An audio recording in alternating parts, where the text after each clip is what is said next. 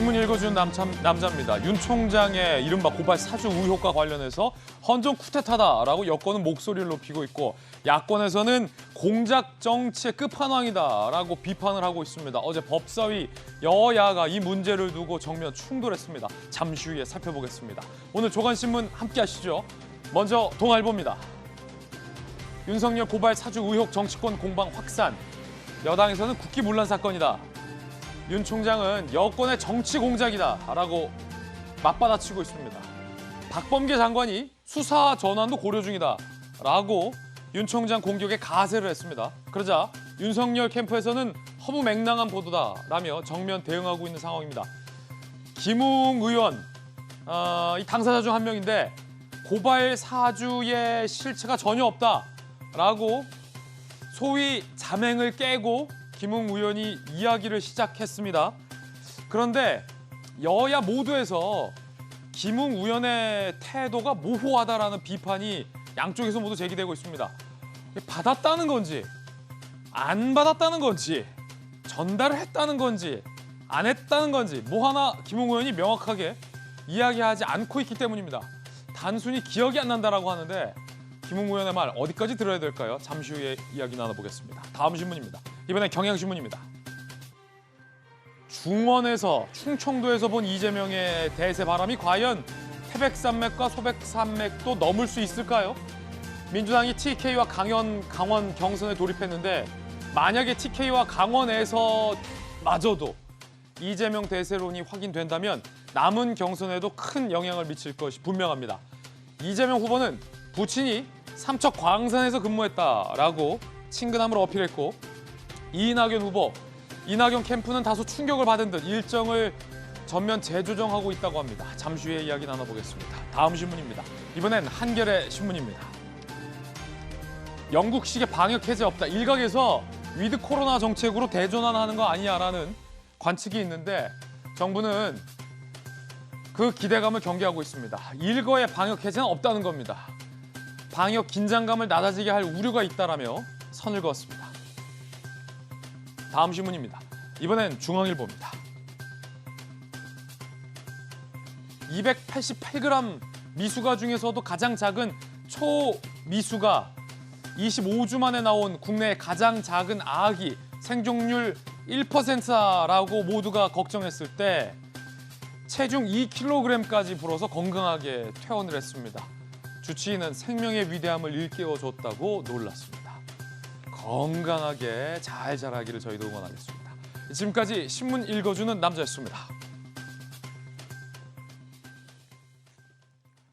오늘 아침 저와 함께하신 법의 달인들 소개해드리겠습니다.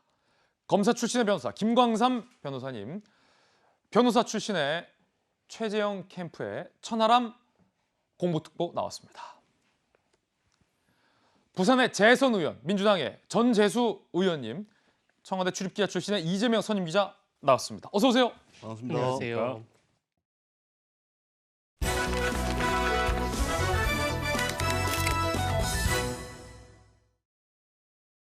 자, 오늘 법의 달인, 입법의 달인들 모시고 이야기 나눠보겠습니다. 첫 번째 주제는 가장 뜨거운 감자.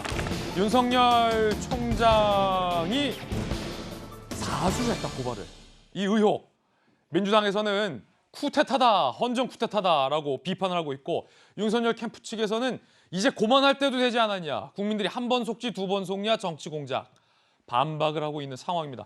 과연 실체적 진실은 무엇일까요? 오늘 저희 돌직구쇼에서 이 의혹에 숨겨져 있는 여러 가지 의문들이 있습니다. 그 의문들이 조합된다면 민주당이 얘기하는 게이트가 될 것이고 그 의문이 풀리지 못한다면 윤 총장이 얘기하고 있는 정치 공작이 될 공산이 큽니다. 일단 어제 법사위에서도 이 문제를 두고 여야가 정면 충돌했습니다. 뜨거운 법사위 현장 하이라이트 장면 준비했는데 함께 보시죠.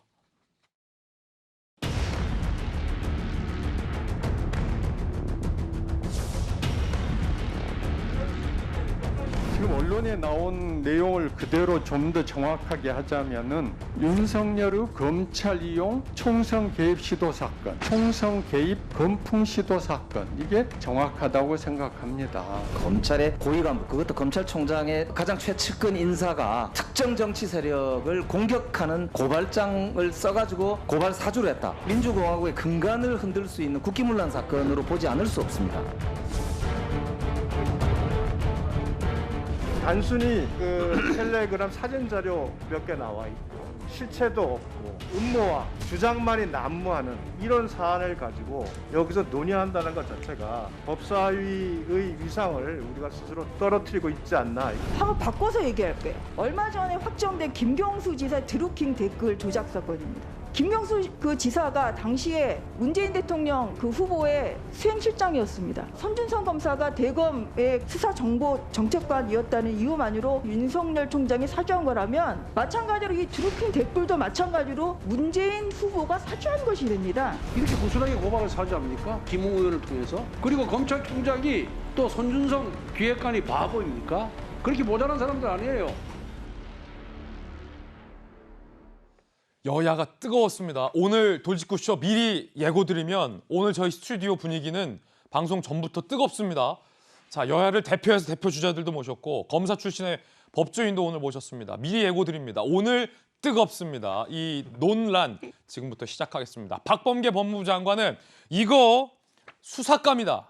수사 체계 전환 고려 중이다라고 밝혔습니다. 수사로 갈 수 있다는 얘기 들어보시죠.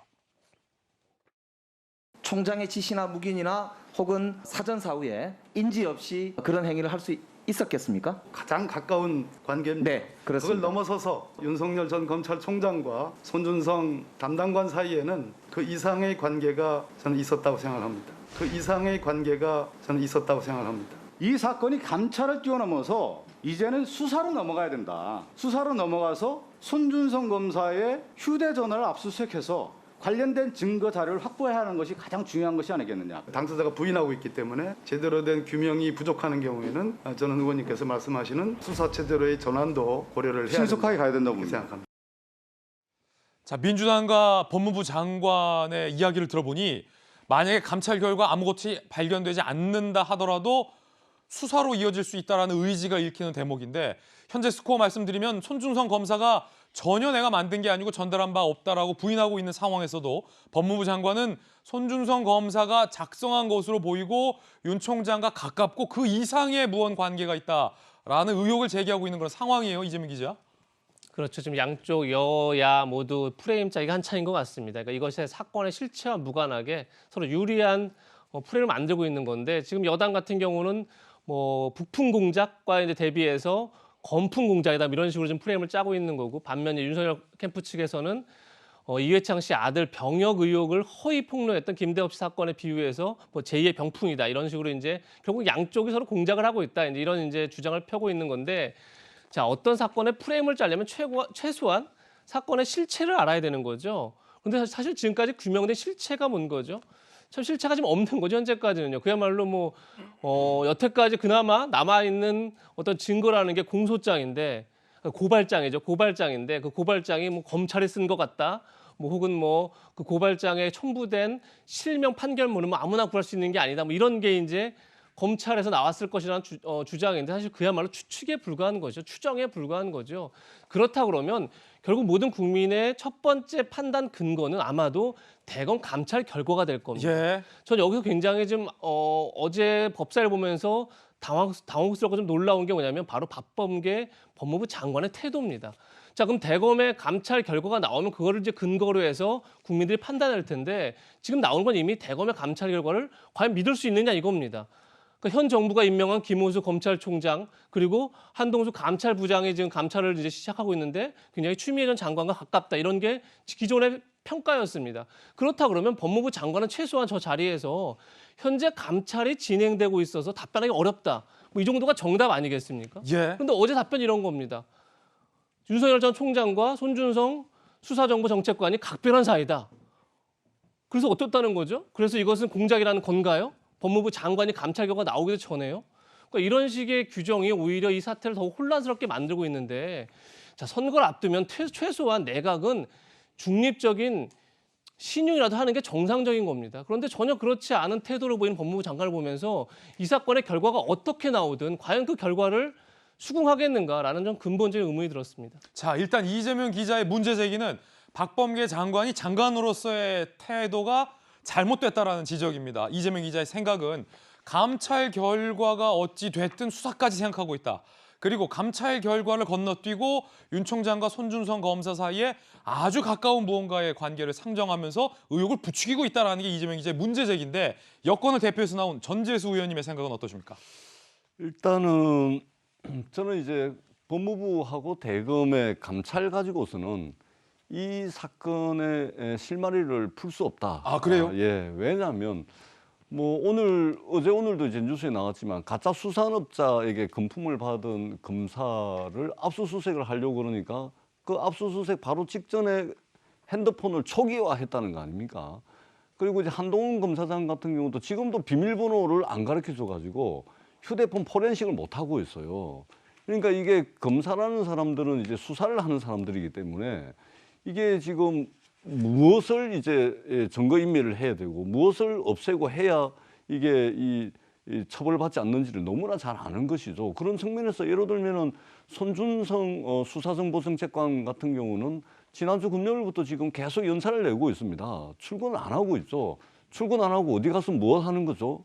그다음에 김웅 국민의힘 의원 사라졌습니다. 당대표 전화도 안 받고 기자들 여러 수십 통의 전화도 안 받다가 사라졌다가 어제 이제 오전 오후에 두 분이 이제 입장문을 낸 것인데 저는 이분들이 어디서 뭐 했는지 그 사이에 충분히 우리가 합리적으로 상상해 볼 수 있죠. 뭐 만났을 수도 있고 입을 맞출 수도 있고 또 증거를 인멸할 수도 있는 겁니다. 그렇기 때문에 이것은 빨리 수사로 전환을 해서 사실관계를 명명백백하게 밝혀야 된다는 말씀을 드리고요. 예. 그리고 더 중요한 것은 지금 이제 사실관계가 하나도 안 나왔다고 하는데 사실은 이제 고발장이 있습니다. 그리고 전달받았고 또 전달했다라는 이것은 이제 팩트로 이미 여러 보도를 통해서 나오고 있죠. 그다음에 작년 4월 달에 이 고발장이 그 작년 8월 달인가 4개월 뒤에 작년 8월 달에 최강욱 의원이 고발을 직접 당하게 되는데 그 고발장과 거의 똑같다라는 언론 보도도 있습니다. 더더구나 최강욱 의원 같은 경우 주민등록번호가 틀린 번호가 그 고발장에 틀리게 주민등록번호 앞자리가 적시가 돼 있는데 실제 작년 8월 달에 국민의힘에서 최강욱 의원을 고발했을 당시에 그 고발장에도 틀린 주민등록번호 앞자리가 그대로 해가지고 고발이 됩니다. 그리고 올 6월 달에 1심에서 벌금 80만 원을 받았죠. 그러니까 이 사실관계를 명쾌하게 밝히는 것이 우선이고 그다음에 여러 정황상 지금 나와 있는 증거도 있고 실제 이제 고발이 이루어진 측면들도 있기 때문에 이것을 여야가 정쟁하고 공방을 주고받는 것이 아니고 이거는 여야를 초월하는 문제입니다. 왜냐하면은 검찰은 공익의 대변자입니다. 국민으로부터 위임받은 권력을 민주적으로 행사하고 위임받은 권력 그 이상을 행사하면 안 되는 거거든요. 그렇기 때문에 수사를 해야 된다. 그렇습니다. 그렇기 때문에 알겠습니다. 검찰이 공익의 대변자가 되기 위해서는 이런 민주주의와 국가의 근간을 완전히 무너뜨리는 행위이기 때문에 여야의 공방의 소재거리가 아니고 여야가 머리를 합쳐가지고 어떻게 하면 공익의 대변자로서 검찰의 위상을 제대로 세울 것인가. 이건 알겠습니다. 나라의 문제입니다. 여당은 전재수 의원님 말씀 드렸던 것처럼 이미 사실관계는 다 규명이 됐다라고 인식을 하고 강하게 수사 드라이브를 외치고 있는 분위기입니다. 자, 야권을 대표해서 나온 천하람 변호사는 어떤 생각이세요? 네, 저는 뭐 전재수 의원님 말씀에 되게 공감합니다. 사실관계를 명확히 밝혀야 되는 문제고 여야가 공방의 소재로 써서는 안 되는 문제다. 저도 100% 공감하고요. 그런데 방금 아까 이재명 기자 말씀처럼 여야가 공방의 소재로 쓰기도 부적절한 얘기를 법무부 장관이 공방의 소재로 쓰고 있는 형국입니다. 무슨 얘기냐면 말 그대로 이거에 대해서는 아직 실체가 완전히 규명되지 않았다. 쉽게 얘기해서 고발장을 누가 썼는지도 알 수 없고 이 고발장이 검찰에서 나온 거라는 것도 아직 밝혀진 게 전혀 없다. 그렇기 때문에 우리 검찰 내부에서도 이런 부분을 감찰해보고 정말 뭔가 문제될 거리가 있다면 국민들께 이걸 명명백백히 밝히기 위해 수사를 하겠다. 이렇게 하면 되는 겁니다. 그런데 아까 박범계 법무장관 어쨌습니까? 이거에 대해서 아주 가까운 사이다. 근데 그 이상의 관계다. 윤석열 총장과 이 손 검사의 사이는 그 이상이다. 아주 가까운 사이보다 그 이상의 사이는 도대체 뭡니까? 뭐 가족도 아닌데요. 제가 얘기 드리고 싶은 것은 여야 모두 너무 앞서 나가고 있다. 지금 밝혀진 팩트가 온전하지 않은 상황에서 얘기를 하고 있다는 거 말씀드리고요. 그다음에 최강욱 대표 생년월일 가지고 얘기하시는데 최강욱 대표 이미 얘기했습니다. 본인의 실제 생일과 법조인 대관에 나와 있는 생일이 다르다. 무슨 얘기냐면 법조인 대관은 오늘 법조인 많습니다만은 그 법조인들의 정보를 쭉 정리해 놓은 대백과 사전 같은 겁니다. 거기에 최강욱 의원의 생일이 국민의힘에서 접수한 고소장에 있는 생일로 적혀 있는 거고요. 이거는 꼭 손준성 검사나 국민의힘만 볼 수 있는 게 아니고 우리나라에 있는 법조인이라면 누구나 볼 수 있는 법조인 대관에 그렇게 되어 있는 거지. 이것만 가지고 여권에서는 마치 국민의힘과 김웅 의원 내지는 손 검사가 오답을 베껴 쓴 거 아니냐라고 얘기하시는데 이거는 전혀 사실관계가 확인이 안 된 얘기다. 저는 그렇게 말씀드리고 싶고요.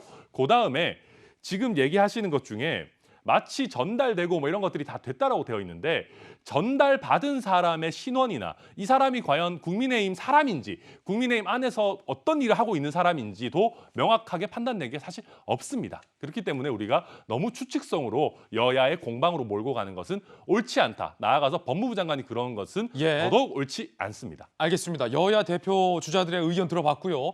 조금 더 깊이 들어가겠습니다. 논란의 내용 중 하나는 바로 공소장 내용입니다. 여당에서는 이 공소장 내용이 검찰의 솜씨다, 프로의 솜씨다라고 주장을 하고 있고 윤석열 캠프 측에서는 무슨 프로의 솜씨냐, 이건 너무나도 허술하다라고 반박을 하고 있습니다. 함께 보시죠. 그래서 오늘 고발장이요. 검사 출신을 모셨어요. 일단 고발장을 살펴본 일부 검사. 어설픈 고발장 아닌 훈련받은 검사가 쓴 공소장 스타일이다. 특히 공안 수사 유경험자가 작성했을 가능성이다. 여당에서 문제 제기하고 있는 내용과 같고요. 이에 대해서 윤석열 캠프 측 작성자와 출처 없는 고발장으로 음해했다. 역적 같은 존재 등의 표현이 기재돼 있죠. 검사가 작성했다고 보기엔 너무나 투박하다. 역적 같은 존재. 시민단체가 작성했을 가능성이 크다라고 반박을 제기합니다. 자, 그리고 총선 앞두고 신속한 수사라는 내용이 소위 주문돼 있는데 신속한 수사 위한 과정을 아는 검사가 이런 식의 고발장을 쓴다는 건 상식밖.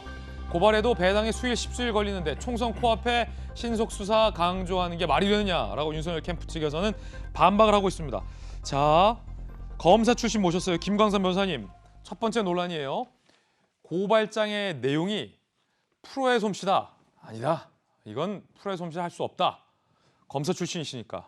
보셨죠? 누구의 솜씨입니까? 저는 한 중간 정도 되는 것 같아요. 그러니까 애매해. 이게 왜냐하면 준 프로, 준 프로. 보는 시각에 따라 다를 수가 있어요. 그러니까 어느 문구를 보면 상당히 법조인일지 검사들 쓰는 문구가 있고요. 또 어느 문구면 보면 역적 같은 이제 이런 것은 또 법조인들이 안 쓰거든요. 변호사들도 안 써요. 그 검찰에 계실 때나 변호사 계실 때 공소장이나 이런 거 쓸 때 피고는 역적 같은 존재로서 이런 표현 썼었어요? 아니 변론 요지서에도 그런 거 안 쓰고요. 공소장에 쓰지 않죠. 그러니까 또 이럴 수는 있죠. 검사 출신 변호사가 저걸 쓸 수는 있어요. 그러면 검사 때 공소장 쓰던 방식으로 또 쓸 수가 있거든요. 그래서 저 문구를 가지고 검사가 썼다 안 썼다 이건 제가 볼 때는 판단하기 어렵다 이렇게 생각이 드는데 제가 이제 저도 처음에 이 고발장을 뉴스버스에서 어떻게 보면 내보냈을 때 윤석열 전 총장하고 손준성 정책관이 워낙 친하고 그러니까 저건 그럴 가능성이 높다. 전 방송에 나와서 또 그런 얘기를 했어요. 그런데 이 시간이 흐르면서 보니까 윤석열 캠프 측의 어떤 주장하는 내용도 상당히 옳은 부분이 있더라고요. 그러니까 우리가 모든 고발장 내용이 다 사실인 걸 전제로 얘기할 때 그러면 수신이 대검 공공부장이잖아요. 공공수사부장. 그런데 제가 나중에 쭉 전체적으로 한번 보니까 그 당시에 윤석열 전 총장하고 수신인 공공부장하고는 굉장히 사이가 안 좋은 사이거든요. 근데 왜 저렇게 했을까 이런 생각이 들었고 총장과 수신인이 당시에 사이가 좋지 않았다. 그렇죠. 그다음에 이 내용 자체가 원본 파일이랄지 복사본 파일이 아니고 캡처 파일이에요. 캡처 파일이기 때문에 이거의 어떤 진위를 확인하기 어렵고 그다음에 손준성 보냄이라고 이것도 이제 캡처로 된 건데 이런 건데 얼마든지 조작할 수 있거든요. 그래서 이걸 무조건 윤석열 전 총장과 관련돼 있다 이렇게 또 추정하기는 굉장히 어려운 측면이 있는데 제가 한 가지 이 사건 수사가 실제로 어렵지 않아요. 왜 어렵지 않냐면 단서를 우리가 방송에도 몇 번 얘기했을 거예요. 사법 정보 시스템 킥스에 들어가서 킥스가 사법 정보 시스템이다. 그렇죠. 그 안에 들어가면 거기서 판결문을 누가 출력을 하면 누가 로그인하는 게 다 나오거든요. 그 킥스 뭐 그 저도 들어갈 수 있어요? 아무나? 아니 못 들어가죠. 그래요? 판결을 출력하려고 하면. 그런데 지금 만약에 손준성 정책관이랄지 그 당시에 예. 아니면 그 사무실에 있던 사람이 누가 그걸 출력을 했다고 하면 그건 당연히 로그인 기록이 남거든요. 그게 시간이 지나도 기록이 남아 있어요. 그거 당연히 남죠. 그거 조회해 보면 되겠네요. 조회해 보면 되는데 제가 지금 와서 시간이 지나면서 생각을 해보니까 예. 지금 대검에서 감찰한다고 하잖아요. 예. 그러면 지금 문제된 것 중에서 제일 빨리 확인할 수 있는 것이 로그인 기록이에요. 킥스 로그인 기록. 네. 근데 만약 손준성 정책관이 지금 그 방에 있던 누가 출력을 해서 지모 씨의 어떤 판결문을 출력했다는 것은 누가 했는지 다 알 수 있거든요. 예. 그러면 이게 사실이라면 여당이나 아니면 검찰이나 법무부 장관이 로그인 기록을 벌써 확인했을 거란 말이에요. 그 로그인 기록 확인은 어려운 겁니까? 뭐 금방 되는 겁니까? 금방 되죠. 그래요? 그 시간 걸리지 않아요. 아니면 확인하고 있을 수도 있죠, 지금. 아니 근데 확인이 시간 걸리지 않아요. 뭐 압수수색이 필요한 것도 아니고 그냥 들어가서 그걸 출력한 사람이 누군가 보면 돼요. 근데 지금 저 관련된 지금 고발 사주와 관련된 의혹이 지금 굉장히 오래됐잖아요. 그러면 로그인 기록이 없다는 얘기죠. 있었으면 여당에는 박범계 장관이 로그인 기록 우리가 발견했다. 그리고 손준성이가 작성한 게 맞다. 확신적으로 얘기했을 거예요. 근데 아직 그거 얘기가 안 나온 걸 보면 아직 검찰에서 감찰을 한다 할지 여권에서 로그인 기록을 확인을 못했다는 얘기. 확인을 못한 게 아니라 했는데 나오지 않았다는 거죠. 요건 추정이죠. 네, 예. 추정이에요. 추정이에요. 그러니까 추정이에요. 이 부분이 굉장히 중요한 거죠. 그래서 그렇죠. 저도 윤석열 전 총장 측 이 얘기 들으면 그 말이 맞은 것 같고 또 여권 측 이 얘기 들으면 또 그 말이 맞은 것 같아요. 근데 킥스 그 로그인 기록이 중요하다. 그렇죠. 아니 그거 하나만 가지고 알겠습니다. 지금 이미 로그인 됐다고 이 얘기를 하면 그 어느 정도 추정이 되거든요. 예. 왜냐하면 그 고발장에 지모 씨 판결문이 붙여 있기 때문에. 예. 그런데 아직까지 로그인 기록을 확인했다는 것들이 안 나오고 출력했다는 것이 확인이 안 된 거에 의하면 손준성 정책관이 출력을 하지 않은 게 아닌가. 물론 뭐 추후에 나올 수는 있겠죠. 예, 추정입니다만 이게 중요한 이유는 저 문건, 저 괴문서를 손준성 검사가 작성을 했느냐 안 했느냐가 이번 논란에서 가장 큰 논쟁점이거든요. 여당에서는 손준성이 작성해서 김웅을 통해서 국민의힘을 통해서 고발까지 이루어졌다. 그 뒤에 배후에 윤 총장이 있다라고 주장하고 있는 거고. 잠깐만 제가요. 예. 수사 관련해서 한 말씀만 더 드릴게요. 주세요. 지금 뭐 아까 그 법사위도 보면 검찰이 수사를 해야 한다, 공수처가 수사를 해야 한다 그런 얘기를 많이 하잖아요. 그런데 검찰에서 이게 선거법 위반과 관련이 없으면 검찰에서 수사할 수 없어요. 이건 공수처에서 수사해야 하는 거거든요. 근데 공수처에서 수사도 하려고 하면 직권남용할지 몇 가지 범죄된 사실이 있어야 돼요. 근데 지금 고발장에 보면 여러 가지 범죄 사실이 있는데 제일 뭐 그 방송에 나와서 변호사들이 많이 하는 얘기가 직권남용죄가 될 수 있다 그런 얘기를 해요. 근데 직권남용에서 직무라는 것은 검사의 직무 범위에 속해야 돼요. 근데 검사가 고발장하는 게 직무 범위가 아니잖아요. 그러니까 일단 직권남용죄가 되기가 어렵고 그다음에 고발이 안 됐잖아요. 그러면 직권남용이 된다 하더라도 미수단 말이야.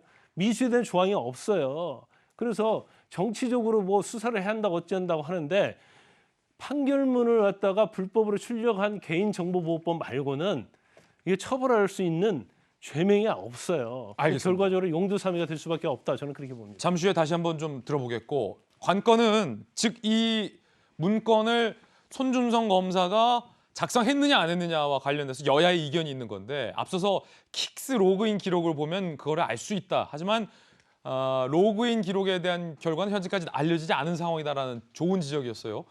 여권에서 손준성 검사가 이 문건을 작성했다. 그리고 그 배후에 윤 총장이 있을 것이다. 자, 그 배후 이게 손준성 검사에 의해서 작성됐다라고 여권은 거의 확신하시죠? 그러니까 이게 대전제는 대전제는 사실관계를 확인을 해야 됩니다. 그것을 지금 대검찰청과 법무부가 하고 있는 것이고요. 사실은 우리 김광삼 변호사님 말씀하셨는데 킥스 말씀을 하시는데 국민들은 잘 모르실 텐데 사실 이거는 그거보다 더 간단한 문제가 있습니다. 이 문제가 그러니까 이제 김웅 의원이든 손준성 검사든 간에 다 부인을 하지 않습니까? 절대 인정을 할 수가 없어. 왜냐하면 이 사건이 어느 정도의 파급을 미치는 것인지 너무나 중대하기 때문에 바로 인정을 할 수가 없어. 그러면은 자신의 결백을 증명해 내보여야 되는데 그 킥 쓰고 뭐고 그런 거 필요 없습니다. 자기 휴대폰 공개하면 됩니다.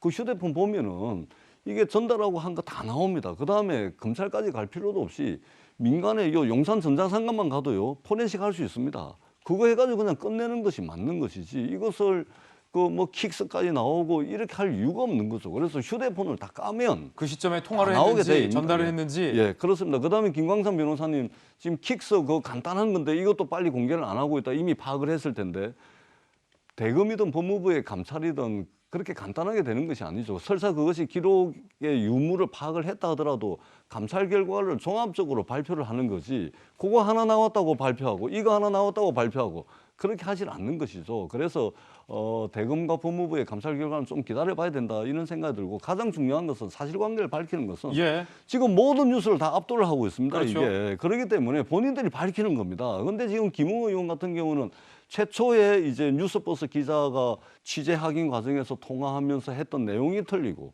그다음에 그 뒤에 언급했던 내용이 또 틀립니다. 그다음에 어제 오후에 입장문 발표를 했는데 그것도 틀립니다. 예. 그러니까 이게 헷갈리는 거예요. 그러지 말고 휴대폰 공개하면 됩니다. 이 어디서 전달받았는지 그리고 어디로 전달했는지 그리고 전달한 사람도 국민의힘 관계자로 명시가 돼 있는 거 아닙니까? 그러면 어떻든 김웅 의원이 받은 것이고 국민의힘에 전달이 된 겁니다. 그거 공개하면 가장 간단하게 해결될 문제를 이렇게 지금 추측성 보도와 모든 언론이 다 관심을 가지고 취재 경쟁이 붙어 있는 거 아닙니까? 하루 빨리 휴대폰 공개하면 됩니다. 김웅 의원의 휴대폰에 모든 게 담겨 있다. 그렇습니다. 두 분의 말씀이 다 일리가 있어 보이는데 킥스 정보도 좀 확인해 봐야 될 것 같고 김웅 의원의 휴대폰에 담겨 있는 수신 발신 기록도 확인을 좀 해봐야 사건이 명확해질 것 같은데 요는 두 번째 논란과 이어져요. 김웅 의원은 왜 정확히 말을 하고 있지 못하는가? 오늘 저희 돌직구쇼에서 이 두 번째 문제에 대해서 지금부터 이야기를 해볼 텐데 앞서 말씀드렸던 것처럼 오늘 참 뜨겁습니다. 장제원 의원의 이야기 한 토막 듣고서 이야기 시작하겠습니다. 9월 1일 날 최초 통화를 했습니다.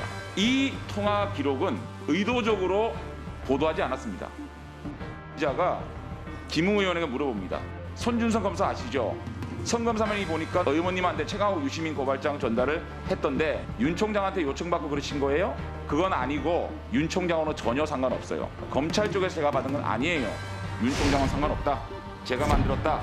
검찰에서 받은 건 없다. 분명한 어조로 말한 그 녹취록 왜 공개 못하고 이거는 왜 보도를 안 했는지 뉴스버스는 밝혀야 될 겁니다. 이래서 공작이라는 겁니다. 뉴스버스 다 까십시오. 장난치지 말고.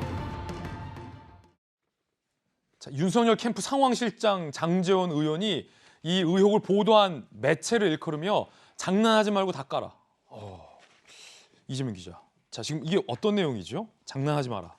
뭐를 숨겼다는 거예요, 뉴스버스가? 그러니까 뉴스버스가 아마도 보도하는데 어떤 일종의 그러니까 취재 기자가 보도하는 확신을 가졌던 게 결국 김웅 의원과의 통화였던 것 같습니다. 네. 김웅 의원과 통화했을 때 김웅 의원이 명쾌하게 설명을 못한 거죠. 예.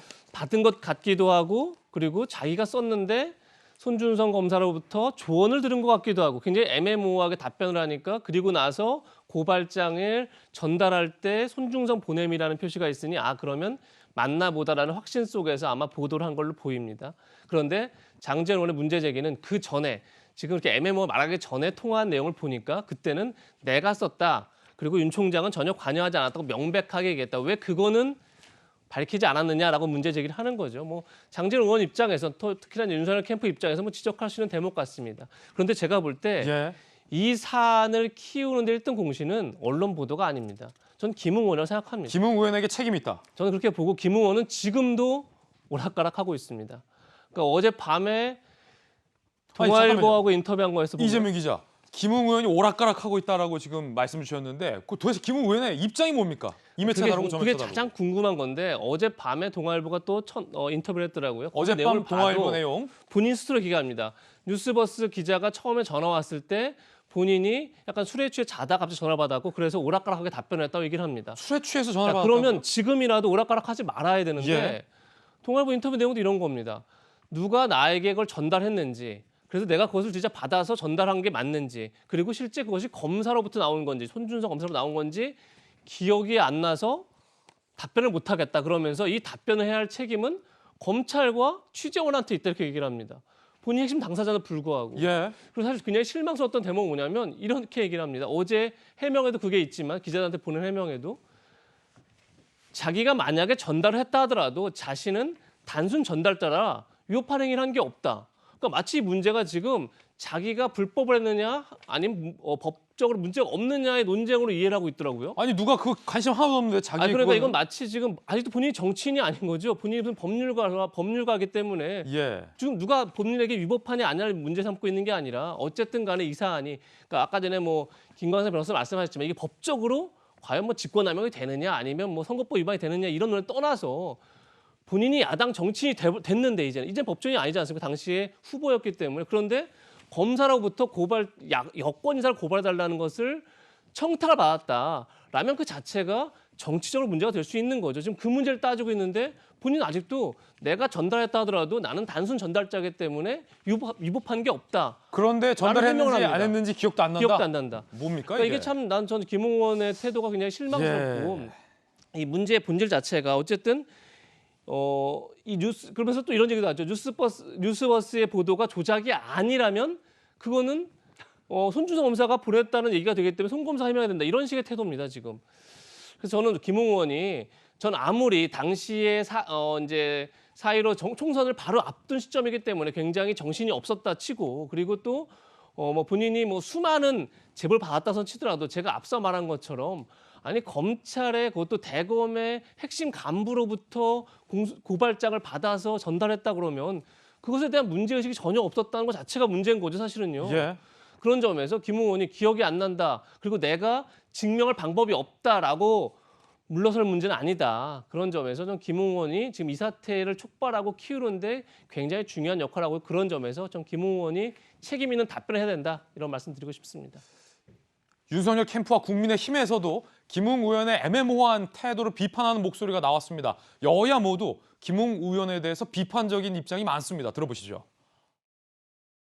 김웅 의원은 신속하게 해명과 함께 사실관계를 분명히 밝히십시오. 지도부에 있었던 저에게는 듣보잡 사건입니다. 제일 핵심은 뭐냐면 그럼 손준성 정책관으로부터 이걸 받았다는 거냐 안 받았다는 거냐 받은 것을 당으로 보냈다는 거냐 안 보냈다는 거냐 김웅 의원이 명확하게 해줘야 되거든요.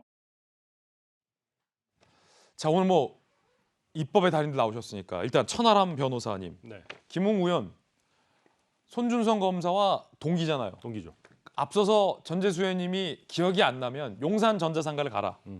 가면 기록이 다 나온다. 지금 바로 가야 됩니다.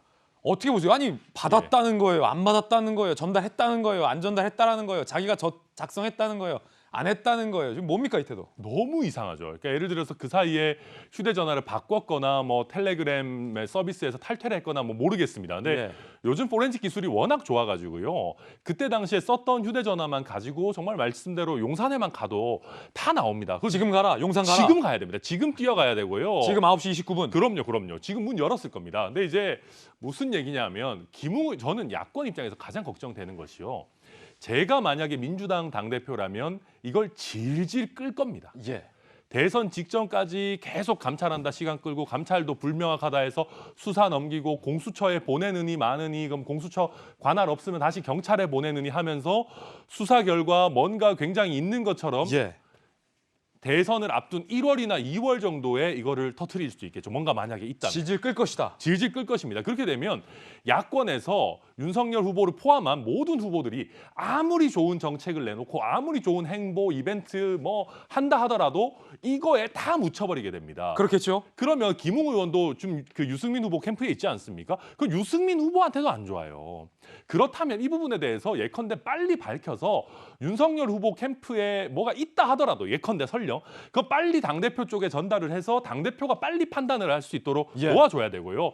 그게 아니라 뭐가 없다라고 하면 더더욱이나 야권 전체를 위해서 이게 윤석열 후보 하나가 망가지고 많은 그런 문제가 아니거든요. 그러니까 빨리 마무리될 수 있도록 이 조치를 취해줘야 되는데 물론 그런 건 있겠죠. 뭐 당시에 이제 처음 정치에 입문해서 송파갑도 그렇게 녹록지 않았습니다. 당시에는. 그래서 이렇게 선거 치르고 총선 한 열흘 정도 남겨놓지 않은 정신 없었던 상황이었을 수 있어요. 당시에는 그랬다고 하더라도 근데 당시에 썼던 휴대전화가 있다면은 지금 분명히 규명할 수 있는 문제이기 때문에 이게 단순히 윤석열 후보를 위해서가 아니라 야권 전체를 위해서 더 나아가서는 우리 대한민국 대선이 이거를 손준성 검사가 썼냐 안 썼냐 이걸로 대선 치르면 그게 우리 정치권 전체가 국민들 볼 면목이 있겠습니까? 이 논쟁은 빨리 마무리하고 대한민국 미래 비전 논쟁으로 넘어가야 되는데 그게 김웅 의원이 스스로 느끼고 있는지 없는지 모르겠지만 그거의 키맨이 바로 김웅 의원입니다. 저는 더 책임감을 좀 가져줬으면 좋겠습니다. 야, 이 같은 당이지만 굉장히 강한 질타와 돌직구 발언이 지금 나왔고 천하람 변호사의 의견이었고요. 검찰 출신의 김광삼 변호사님께서 보시기에는 김웅 의원은 전혀 기억이 안 난다라고 좀 주장하고 있고 확인할 방법조차 없다라고 주장하고 있고 이거는 매체와 검찰이 밝혀야 한다라고도 좀 주장을 하고 있어요. 근데 빨리 마무리해야 한다고 하는데 빨리 마무리할 수가 없어요. 그리고 이걸 신속하게 얘기한다고 해서 이게 정치의 논쟁이 수그러드는 게 아니고 더 불이 탈 거예요. 그리고 여당은 어떻게든지 끝까지 가지고 가려고 할 것이고 그런데 제가 볼 때는 아까 용두삼이 얘기했는데 제가 둘 다 부인하고 있잖아요. 김웅 의원이나 손준성. 그렇기 때문에 이건 제가 볼 때는 지금은 굉장히 시끄럽지만 좀 가면 조용해질 것이다. 저는 개인적으로 그렇게 보고 자 계속 용산 전자상가 얘기하잖아요. 예. 포렌식은 뭐가 나올까? 우리가 너무나 핸드폰 포렌식을 만능주의로 생각하고 있어요. 해본 사람이 지금 말하는 거예요. 네, 그렇죠. 근데 이게 지금 서로 주고받은 게 어떤 거냐면요. 텔레그램 가지고 주고받은 거예요. 그거 이미 다 폭파됐어요. 폭파 안 됐다 하더라도 경우에 따라서는 몇 분 내에 이걸 삭제하는 기능을 추가하면 다 삭제되거든요. 그러면 텔레그램에서 주고받은 내용이 물론 이럴 수는 있죠. 포렌식 하면 이게 캡처 화면을 주고받았기 때문에 사진은 남아있을 수 있겠죠. 그런데 그냥 텔레그램 받은 걸 자체를 그대로 전달을 하게 되면 텔레그램에 남지 않아요. 그래서 아무리 휴대폰 포렌식 해봤자 나올 게 하나도 없다는 거. 아, 그래요? 그러면 단지 그 고발장이 작성됐을 때는 워드 프로세스로 작성했을 거 아니에요. 그럼 PC에는 남아있을 수 있겠죠. 근데 그 PC가 노트북인지 아니면 손준성 정치권에 쓰던 것인지 제3자 것인지 그건 알 수가 없기 때문에 이 사건의 어떤 진실 자체는 서로 저쪽을 무너뜨리려고 하는 여당과 그다음에 정치 공작을 주장하는 야당이 서로 싸우다가 결론 없이 갈 가능성이 크다. 더군다나 수사 대상도 되게 어렵고 또 공수처에서 수사한다고 해서 제가 나올 가능성이 없다 이렇게 보는데 이제 우리가 이 팩트를 정리하면 이제 김웅 의원에 대해서 많은 비판이 있는 건 맞아요. 예. 근데 결과적으로 보면 4월 3일 날하고 작년 4월 8일 날 전달됐는데 4월 3일 것은 자기는 기억이 없다는 거고 4월 8일 날 고발장은 최강욱 의원에 대한 고발장인데 내가 초고를 작성했다는 거예요. 그건 자기가 작성했다는 거예요. 근데 완성된 문구 뉴스버스에서 한 것은 자기가 작성한 것이 초고로 내용은 맞지만 자기가 작성된 건 아니다고 이게 갈수록 약간 명백하게 주장을 하고 있기 때문에 본인이 좀 정리를 해서 주장을 하고 근데 거기에 맞게 대검에서 감찰을 하든지 제가 볼 때는 수사는 어렵다고 보는데 이제 그렇게 해서 이제 결론이 나올 거지만 결국 양쪽이 이렇게 대립되고 부인을 하고 있는 상황에서 정치적 공방은 있겠지만 결과적으로 결과물은 별 것이 없지 않을까. 물론 제 말이 틀릴 수도 있어요. 또 경우에 따라서는 아주 스모킹건이 나올 수는 있겠죠. 그런데 스모킹건이 나오지 않는 이상은 정치 공방으로 끝날 가능성이 좀 크다. 저는 그렇게 봅니다. 자, 이거 수사를 해봤던 검찰 출신의 김광삼 변호사의 생각이었고요. 이게 사실상 텔레그램방이고 포렌식을 한다 하더라도 뭐가 안 나올 수 있다. 그러면은 어쨌든 지금 모든 분들의 공통된 지적은 김웅 의원의 발언이 상당히 애매하다라는 건데 4월 3일과 4월 8일 날짜는 특정됐고 손준성 문건을 쓰고 전달해 줬다라고 의심을 받고 있는 손준성 검사는 그거 내가 쓴 것도 아니고 전달도 안 해줬다라고 하는데 그거를 받아서 당에게 딜리버리 해줬다는 김웅 의원은 내가 준 것 같기도 하고 안 준 것 같기도 하다라고 얘기를 하고 있어서 이 사안이 혼탁해지는 거예요. 말끔하지 못하게 되고 있는 거예요. 전재수 의원님은 어떻게 보십니까? 이 김웅 의원의 답변에 대해서. 그러니까 보세요. 지금 이제 윤석열 후보가 이거는 여당의 정치 공작이라고 이야기를 하지 않습니까? 지금 김웅 의원의 태도를 보면 정치 공작 아닌 게 다 드러난 거죠. 아, 왜요? 왜냐하면 김웅 의원이 어떻든 받았지 않습니까? 받았는데 국민의힘 관계자에 전달을 했어요. 그거까지는 인정이 다 된 거잖아요. 그다음에 국민의힘 전달한 국민의힘 관계자가 드러나게 되면 어느 정치 세력이 어떤 정치 세력이 드러날 거다 이렇게 이야기를 하잖아요. 그러니까 이거는 뭐냐면 여당의 정치 공작이 아니고 국민의힘 내부의 권력 투쟁일 가능성이 굉장히 많습니다. 국민의힘 내부에서 누군가가 일부러 흘릴 가능성이 있다? 굉장히 많습니다. 왜 그러냐면 저는 이 사건이 처음 나왔을 때 굉장히 의아했는데 지금 김웅호 의원이 지금 말을 계속 바꿔가는 거 보면은 이게 내부의 권력 투쟁일 가능성이 굉장히 많습니다.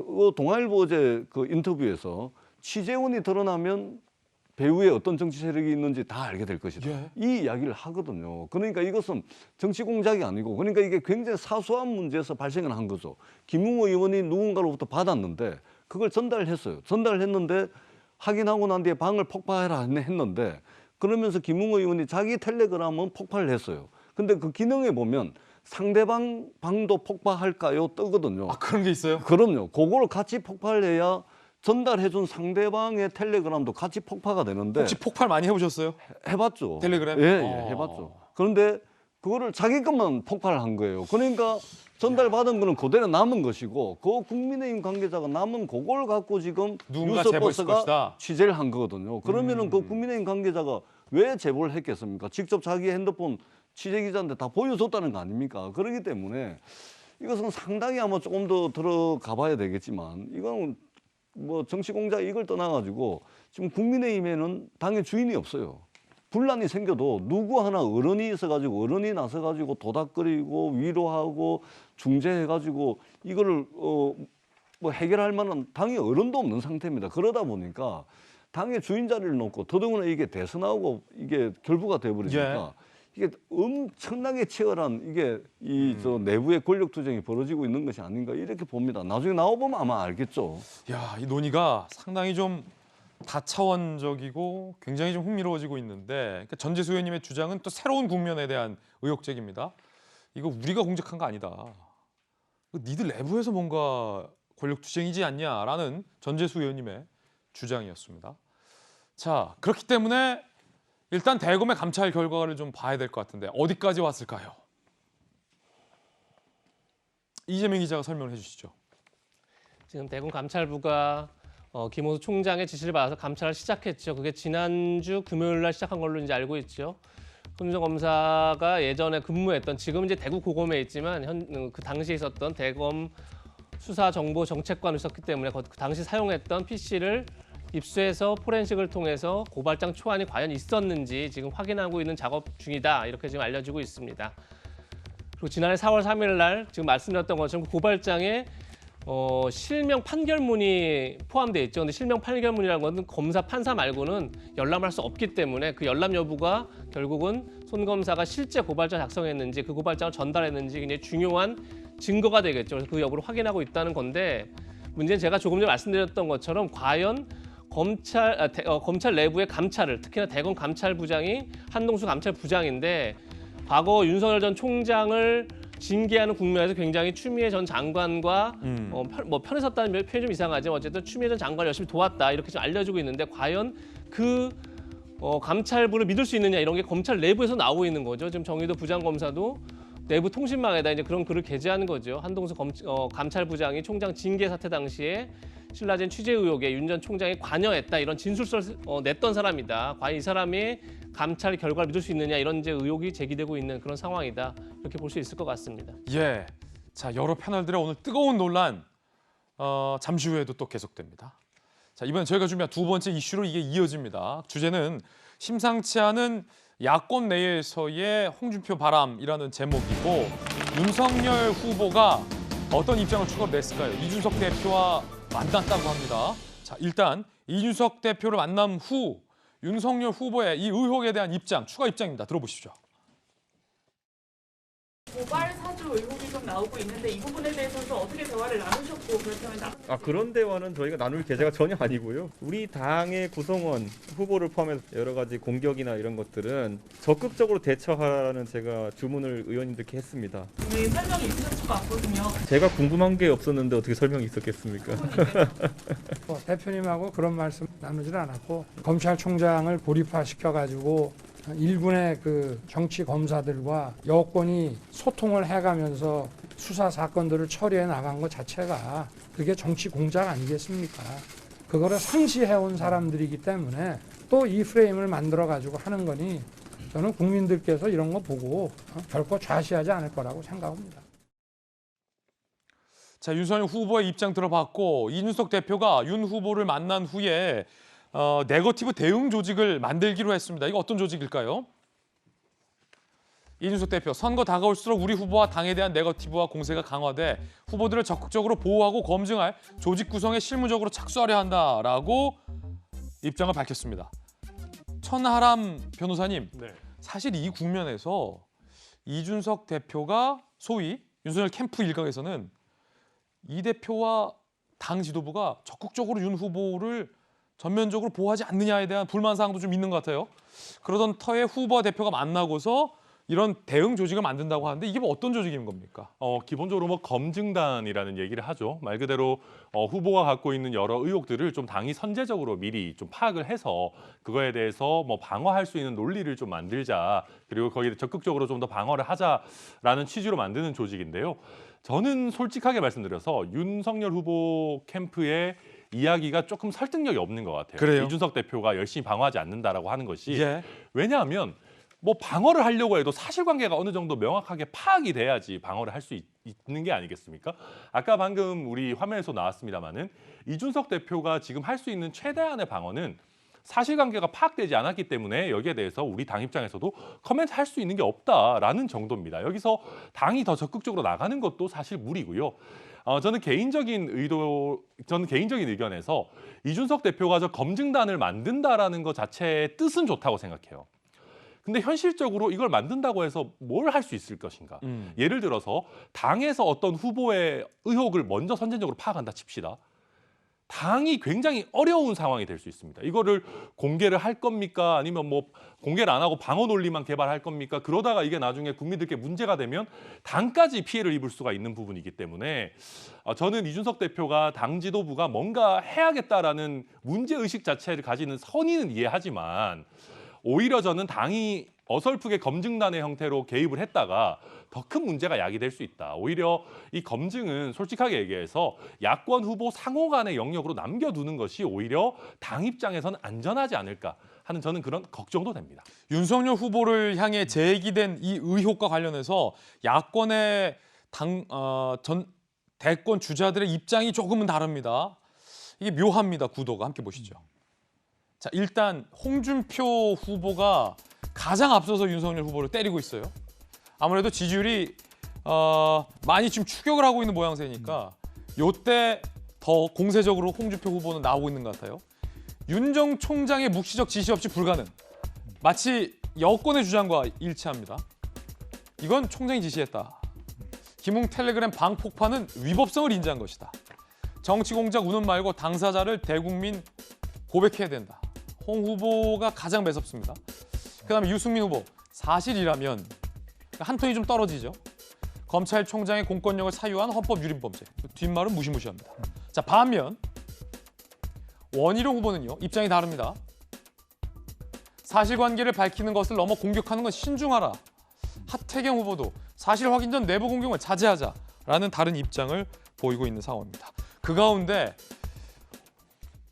오늘 여론조사 전문가 모시고 민심진심 대목 살펴볼 텐데 홍 후보와 관련된 지지율 흐름을 이해해야 조금 전 홍 후보가 윤 후보를 향한 이 공세 발언의 의도도 파악할 수 있을 것 같습니다. 범보수권 차기 대권 후보 적합도 윤석열, 홍준표 이 두 후보가 오차범위 내에서 접전 중입니다.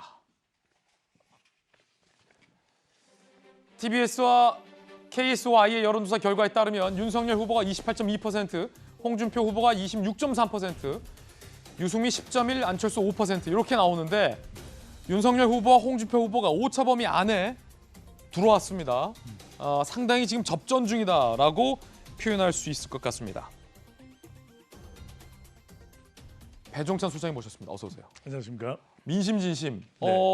지난주 민심진심에서 홍 후보 지지율의 약진은 상당수 민주당 지지자들의 역선택이 들어가 있다라는 말씀을 주셨고 배 소장의 발언 때문에 일주일 내내 국민의힘 주자들 간의 공방이 짙어졌어요. 네. 요거는 어떻게 볼 겁니까? 오늘 요 데이터는. 이게 이제 구조적 역선택이죠. 그러니까 오늘의 민심 진심은 바로 우리 국민들의 민심이 아니라 민주당의 마음, 민야홍 현상이 일어나고 있는 것이죠. 그건 무슨 말이에요? 민야홍. 그동안에는 무야홍이었거든요. 그러니까 무조건 야권 후보는 홍준표. 이거는 홍준표 후보는 홍준표 후보 캠프에서 주장을 하는 거예요. 지금 여론조사의 현실은 뭐냐? 민야홍. 민야홍은 무슨 뜻인가요? 민주당 지지층이 선택하는 야권 후보는 홍준표예요.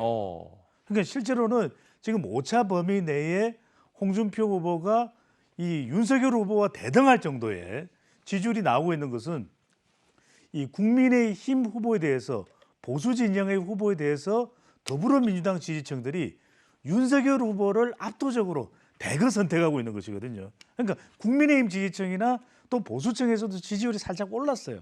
그런데 범보수 진영, 국민의힘 대선 후보를 놓고 봤을 때 더불어민주당 지지층이 윤석열 후보 거의 선택 안 해요.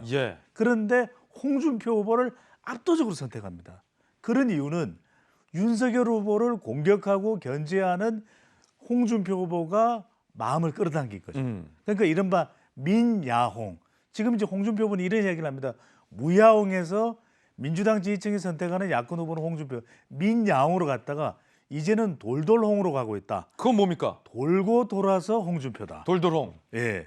그러니까 이런 현상이 나타나고 있기 때문에 민주당의 마음, 오늘의 민심은 민주당의 마음입니다. 전재수 의원님의 마음인데 홍준표를 선택하고 있는 거죠. 아니 그러면 제가 궁금한 건 전재수 의원이 홍준표 후보 지지하는 건 세상 사람 다 아는 얘기고 요게 역선택이 구조적 선택까지 왔잖아요. 지난번에는 일부 역선택, 구조적 역선택. 그러면 실제 국민의힘 경선 과정에서 요 숫자가 유효한 데이터냐 아니면 여론조사에서만 잡히는 거품이냐를 봐야 될 것 같아요.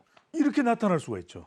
실체가 그러니까 실제 역선택 방지 조항이 들어가지 않으면 역선택 방지 조항이 들어가지 않는 국민 여론조사를 실시하면 홍준표 후보가 1위를 할 수도 있는 거죠. 이렇게 되기 때문에 윤석열 후보 캠프 또 최재형 후보 캠프 뭐 이제 후반부에는 또 이 최재형 후보 캠프에서는 좀 또 다른 또 의견을 나타내고 있기는 하지만 이게 이제 더불어민주당 지지층의 선택을 받지 못하는 후보들은 반발할 수밖에는 없는 것이죠. 그렇군요.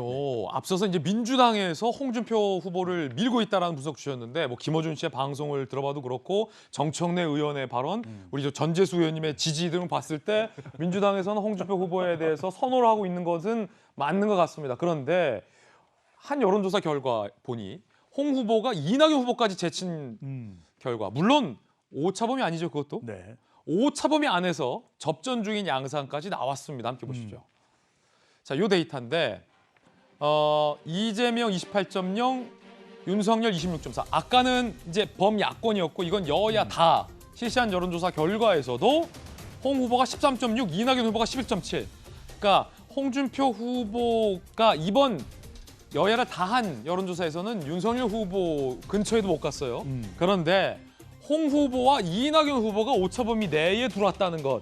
이 말은 여야 대권 주자들을 놓고 여론조사 실시했을 때 이게 자칫 3위가 지금까지는 이낙연 후보였는데 이제는 공동 3위다라고 봐도 무방하고 더 나아가서 3위가 누가 될지 모른다라는 얘기일 수도 있다라는 거예요. 그렇죠. 이제 지금 민심 진심의 상황은 여권의 경우에는 순회 경선을 진행하고 있는 가운데 이재명 후보 대세론이 나와요. 왜냐하면 충청권에서 과반이 넘는 득표를 냈거든요. 그러니까 이낙연 후보에 대한 관심은 약간 주춤하거나 또 떨어지는 상황인데 홍준표.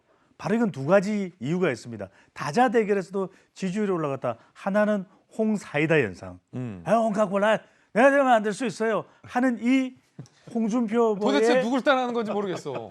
네, 구체적으로 너무 따지지 마시고 이게 홍사이다 현상이 홍준표 후보의 20대의 마음이 모이는 거예요. 아, 실제가 있어요? 20대 실제 그렇습니다. 지지세가? 이준석 대표하고도 관계를 좀 이준석 대표를 존중해야죠. 이렇게 이야기하는 것에 대해서 이대남들도 적극적으로 홍준표 후보에 대한 지지 의사를 표명하고 있거든요. 20대 남성의 지지율이 그렇죠. 잡힌다. 이것도 이제 지지율이 올라가고 그렇구나. 대구가 지역구고 경남 지사를 역임했어요.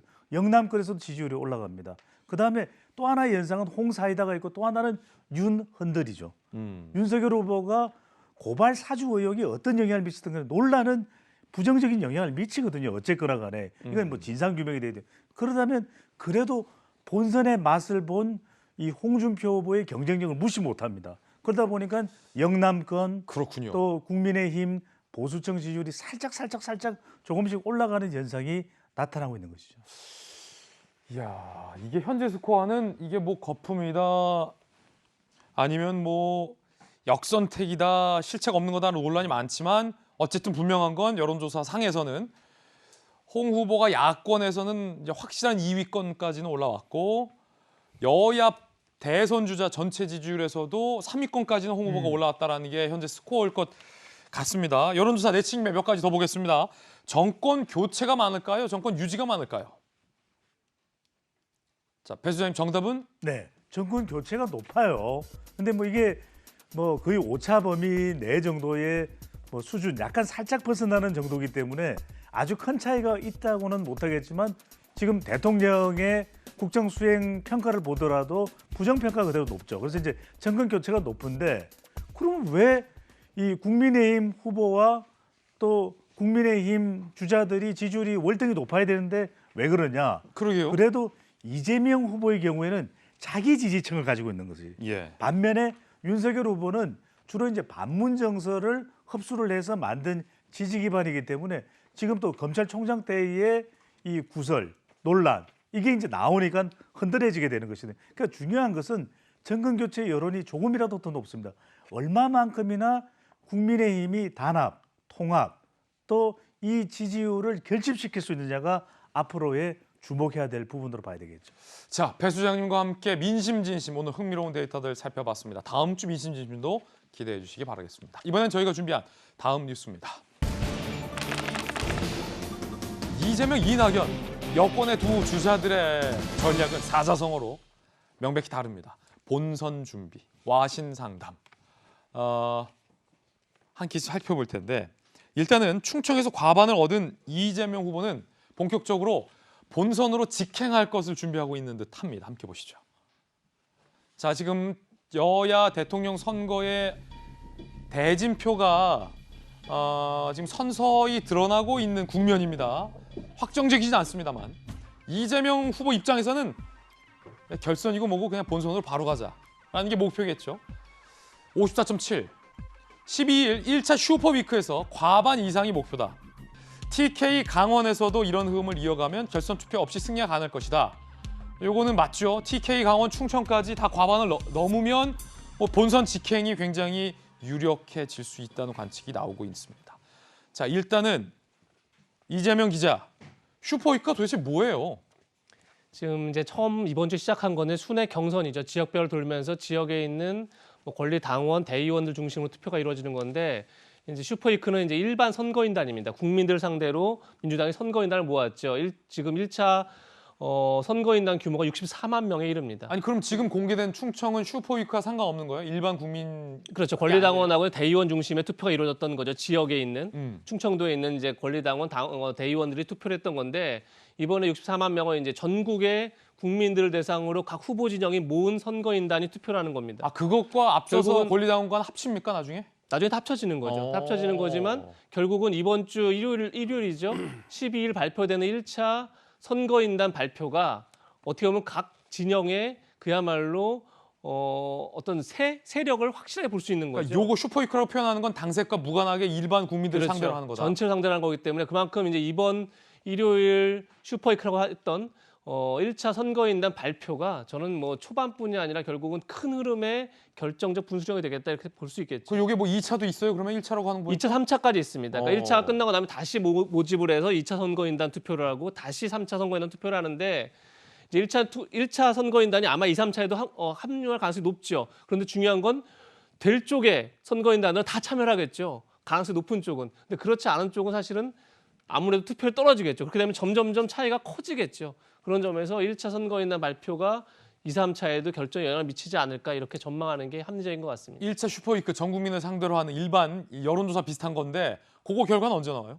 12일 날 나옵니다. 바로 이번 주 나옵니까? 일요일 날 나옵니다. 예.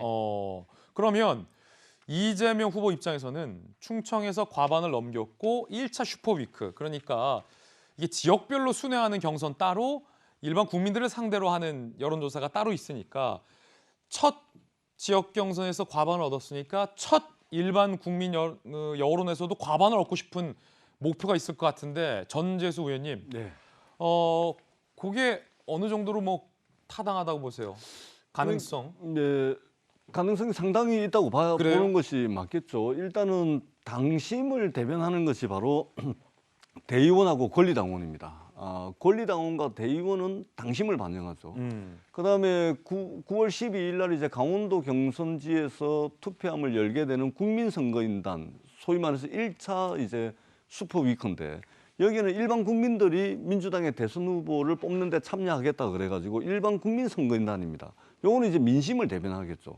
근데 제가 이제 많은 이제 여론조사 전문가 분들 말씀을 들어보면 대체적으로 최근에는 이게 민심이 당심을 견인한다 그러더라고요. 민심이 당심을 견인한다. 민심이 당심을 견인하고 그리고 그 민심은 곧 천심이 된다 그러더라고요. 예. 그런 측면에서 보면 아까는 홍준표 후보 실컷 지지하시더니 지지합니다. 예. 농담입니다. 말씀 주세요. 매력적이죠. 예. 그렇기 때문에 이번에 이게 당심이 이제 이렇게 드러났는데 그동안 이제 여론조사 여러 군데 보면은 이제 그게 이제 일반적인 민심 아니겠습니까? 예. 그러니까 이미 당심은 민심에 의해서 견인됐다라고 보는 측면이 맞겠죠. 그러니까 9월 12일 날 이제 일반 국민선거인단 64만 명입니다. 예. 64만 명. 요번에 이제 충청도에서 개표를 한 것은 한 7만 표 정도 되는데 여기 64만 표입니다. 여기에서 아마 이제 사실은 이제 추석 이후에 호남 경선을 봐야 된다 이렇게 말씀하시는 분들이 있는데 사실은 9월 12일 날 투표 결과를 보면 사실상 민주당 경선은 뭐 조기에 막을 내릴 수도 있다. 12일 이번 주 일요일이죠. 12일 결과를 보면 전체 판도를 어느 정도 알 수 있다. 그렇습니다. 그러면 이 질문 드릴게요. 이낙연 후보 입장에서는 상당히 충청 결과에 충격을 받았잖아요. 만약에 이 선거를 이재명 판으로 끌고 가게 두지 않으려면 이낙연 후보 입장에서는 목표할 거잖아요. 이번 12일에서 몇 % 정도 적어도 스코어가 나와야 이 판 알 수 없다라고 말할 수 있는 겁니까? 최소 40%는 받아야 돼요. 40%를 받아야 돼요, 이낙연 후보가? 최소 40%를 받고 그리고 이제 추석 명절이 끝나고 난 뒤에 호남에서 대의원 권리당원 투표가 있는데 여기가 한 20만 명 됩니다. 여기서 그러니까 1차 국민선거인단 슈퍼위크에서 최소 40%로 방어를 하고 추석 끝나고 난 뒤에 호남에서 이재명 지사를 이겨야 이 경선이 아마 끝까지 의미 있는 경선이 될 거다. 근데 이제 이재명 캠프에서는 이제 고민이 되는 것이죠. 만약에 강원도에서 슈퍼위크 해가지고 또 50% 넘어가지고 이겨버리면 빨리 이제 민주당이 후보가 되는 건 좋을지 몰라도 전체 대선을 놓고 보면 이제는 모든 관심이 국민의힘으로 다 넘어갑니다. 왜냐하면 이미 민주당은 이재명 대세론을 해가지고 조기에 경선은 진행되고 있지만 관심이 없어져 버린 거죠. 이미 뭐 이재명이 다 됐는데. 그러니까 이제 흥행이 떨어지는 것이죠. 그러고 나면은 바로 국민의힘으로 관심이 확 가기 때문에 이 부분을 이제 이재명 캠프에서 그렇다 그래서 이제 뭐 살살 해가지고 추격하는 후보들이 따라올 수 있는 여지를 주기도 그렇고. 그것도 그렇고. 네, 그렇고. 그러다가 후보 뺏길 수가 있으니까. 그러니까 캠프에서 상당히 이제 새로운 이제 선거 캠페인 전략을 좀 고민해야 되는 그 시점에 왔다고 저는 봅니다. 이낙연 후보가 앞서 충청권에서 20%대를 얻었는데 그거의 2배 가까이를 슈퍼위크에서 얻어야 적어도 뒤집기의 여지가 있을 수 있다. 상당히 쉽지는 않아 보이는 결과치일 것 같은데 어떻게 될지 좀 지켜봐야 될 것 같고요. 이재명 후보가 SNS 자제령을 내렸다라는 보도도 나왔습니다. 이거 어떤 걸까요? 열성 지지자들에게 댓글 여론 관련 조직적 활동 자제하라. SNS 공간에서 좋아요도 누르지 말라. 김광삼 변호사님, 이건 어떤 의미죠? 좋아요는 누를 수 있는 것 아닙니까? 근데 원래 이제 선거라는 것이 자기의 어떤 지지 세력을 과시하는 거잖아요. 좋아요 많이 누르고 댓글을 많이 달아줘야지 외부적으로 이제 그걸 본 사람들도 이재명을 지지하는 사람이 이렇게 많구나 하면서 누를 거 아니에요. 예. 그런데 지금 이재명 캠프는 그런 댓글 같은 것들이 사실은 이제 중도랄지 다른 사람, 특히 이재명을 지지하는 사람에게 나쁜 영향을 미칠 수 있다. 이제 그렇게 생각하는 거예요. 그러니까 우리가 이제 부자 몸조심이라고 이미 이재명 지사는 아마 경선 게임은 끝났다 이렇게 생각하고 있는 것 같아요. 예. 저도 뭐 그럴 가능성이 확률적으로 높다고 생각하는데 그래서 오히려 뭔가 자극적이고 이제 그런 거에 대해서는 자제를 하도록 하는 이제 그런 방향으로 좀 가고 있는 것 같은데 아까 우리 전재수 의원께서 말씀하신 것처럼 이 컨벤션 거 이렇게 크지 않을 것 같아요. 그러니까 박빙으로 가다가 막판에서 누가 되느냐를 약간 뭐 예측하기 조금 쉽지 않다. 아니면 이재명 지사 된다 하더라도 끝까지 가봐야 한다. 이런 어떤 생각이 있어야지 국민들의 관심이 빡 집중되면서 결국 나중에 이제 환호성 터지고 그러면서 컨벤션 효과가 있는데 이재명 지사가 너무 쉽게 이겨버리면 결국 컨벤션 효과는 사라지고 앞으로 시간을 어떻게 보내는가 굉장히 중요하다고 보고 그다음에 저희는 오히려 이제 국민의힘 입장에서 보면 홍준표 대표 치고 올라오잖아요. 근데 우리가 예상하기를 국민의힘에서는 무조건 윤석열이 될 것이다 이렇게 생각하는 사람들이 많이 있거든요. 그런데 지금 의외의 현상이 지금 일어나고 있거든요. 그러니까 오히려 이렇게 가면 굉장히 오히려 국민의힘의 경선 과정이 컨벤션 효과를 누릴 수 있는 그런 상황으로 가지 않나 싶습니다. 충청 결과에 충격을 받은 이낙연 후보 측은 상당수 일정을 조율 중이라고 합니다. 일정 줄줄이 취소, 장시간 대책회의, 이재명 검증 공세 독이 됐다. 문 정부 계승자 구호만 반복한 것도 패인이다라는 얘기가 나왔다. 서른 선대위원장 모두가 적지 않은 충격받은 건 사실. 이 전 대표 돌파 방법을 숙고 중이다. 이낙연 후보의 이야기도 한번 들어보겠습니다.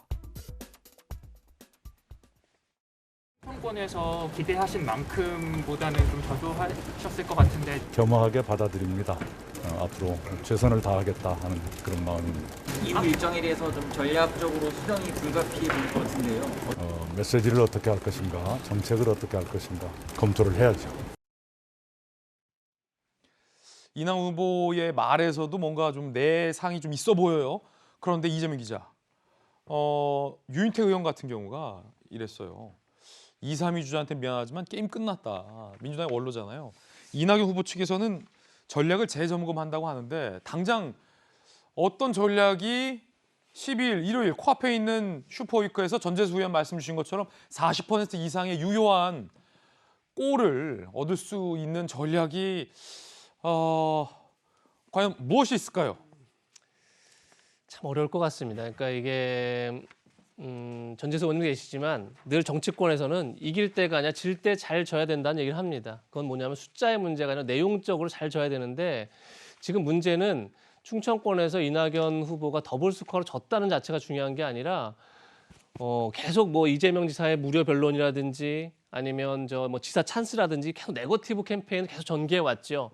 그런데도 전혀 것이 먹히지 않았다는 게 어쨌든 충청권의 표심으로는 증명이 됐습니다. 그 얘기는 무슨 얘기냐면 지금까지는 상대를 꺾으면 내가 올릴 거라 믿었었는데 지금 보니까 오히려 내가 믿었지 않은 상대가 올랐던 거죠. 그러니까 지금 다시 얘기해서 상대의 문제가 아니라 내 문제였다는 것을 직시하게 된 겁니다. 이 표심 자체가. 그렇게 됐을 때 과연 네거티브를 계속 끌고 가는 게 합리적인지 그리고 사실 이렇게 되면 네거티브에 나설 사람 별로 없죠.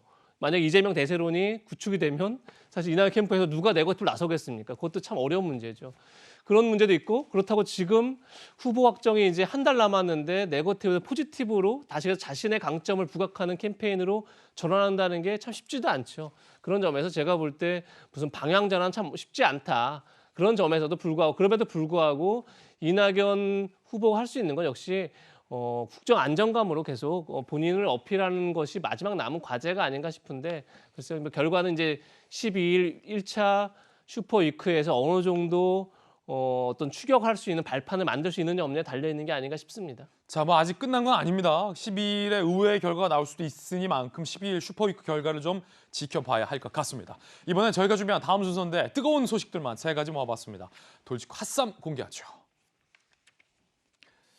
정철승 변호사가 이 101살 교수 김영숙 교수님의 70대 딸 편지에 장난질이란 반응을 내놔서 논란입니다. 그리고 전자발찌를 끌고 2명의 여성을 살해한 강윤성이 유치장에서 난동까지 부린 사실이 나왔습니다. 그리고 행방이 묘연했던 마창진이 검거됐습니다. 속보로 전해드리겠습니다. 그리고 충남 서산의 홍보 영상이 헐리우드에 굉장히 많은 제작비를 투자한 매드맥스 영화급이다라는 얘기가 나왔습니다. 상당히 흥행하고 있다는데 살펴보겠습니다.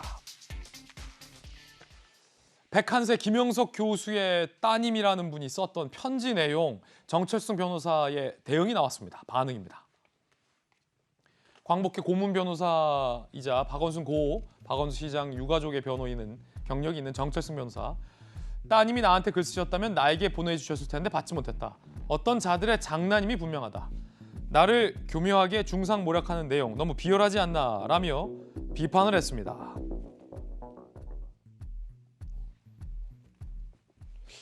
이게 그러니까 정철승 변호사 입장은 그러니까 천하람 변호사. 네. 그게 김영석 교수의 딸이 쓴 게 아닐 수도 있고 누군가가 장난을 쳤을 거다라는 의혹 제기네요. 네. 근데 저도 그 내용을 읽어봤는데요. 이게 정말 따님이 썼든 안 썼든 그게 중요하지 않고 다 맞는 말씀입니다. 그리고 지금 정철승 변호사는 본인이 이미 잘못한 게 엄청 많아요. 무슨 얘기냐면 나이로 인한 차별은 정말 해서는 안 되는 겁니다. 우리가 요즘 노인이 사실은 또 하나의 사회적 약자이시거든요. 특히 저희가 법 쪽에서도 가장 악질적인 차별적 혐오적 발언들이 뭐냐면 인종, 연령, 성별과 같이 자기의 노력으로 바꿀 수 없는 것들에 대해서 차별적 발언을 하는 것은 정말 금지해야 된다라고 얘기하고 있는데 저는 정말 정철승 변호사님 저 사진에도 변호사 배지를 달고 있지만 이게 변호사로서 과연 할 말인가? 그렇다고 하면 그 잘못된 점을 지적하고 특히 어느 정도 생각이 다른 걸 인정하면서 인신공격만은 하지 말아달라라는 편지가 왔다면 공개적으로 그런 게 왔다면 이게 설령 누가 썼건 뭐 그런 거랑 상관없이 그 내용은 내가 좀 받아들이고 앞으로 나도 인신공격 안 하고 좀 자중하겠다 이런 반응을 보이셔야지. 예. 이게 뭐 장난질이다 이렇게 얘기하는 거는 저는 참 법조계 선배님이지만은 참 이게 눈 뜨고 보기가 어렵다라고 말씀드리고 싶습니다. 예, 정철승 변호사가 이거 교묘한 중상모략이고 누군가의 장난질이라고 해서 김영석 교수의 따님이 맞는지까지 좀 파악이 필요해졌습니다. 김영석 교수 입장 나와서 보고서 전재수 의원님께 안 그래도 질문 드리겠습니다. 길게 하셔도 되고요. 김영석 교수의 입장은 공개 편지였고 미국에 거주하는 김 교수 딸이 맞다. 이렇게 되면 정철승 변호사의 조금 전의 입장, 저 딸도 아니고 장난질 중상모략이다라는 말이 굉장히 좀 무색해졌어요. 그러지 말라고 호소하는 글마저 장난질로 몰아도 되는 거냐. 참 나쁜 사람이다라는 김영석 교수 측의 입장이 나왔습니다. 전재수 의원님. 아니 편지를 많이 쓰는 사회가 됐으면 좋겠죠. 근데 요즘 편지 누가 씁니까? SNS로 다 하지 않습니까?